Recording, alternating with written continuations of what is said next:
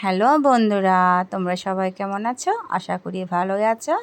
আমিও তোমাদের ভালোবাসা আর আশীর্বাদে অনেক ভালো আছি। তো আজকে তোমাদের জন্য নিয়ে আসলাম সাজুগুজুর ভিডিও। তো ফাউন্ডেশনটা মুখে মাখতেছি।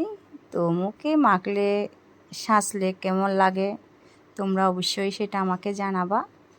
আমাকে কি সাজলে ভালো লাগে নাকি না সাজলে ভালো লাগে, অবশ্যই সেটা জানাবা, ঠিক আছে?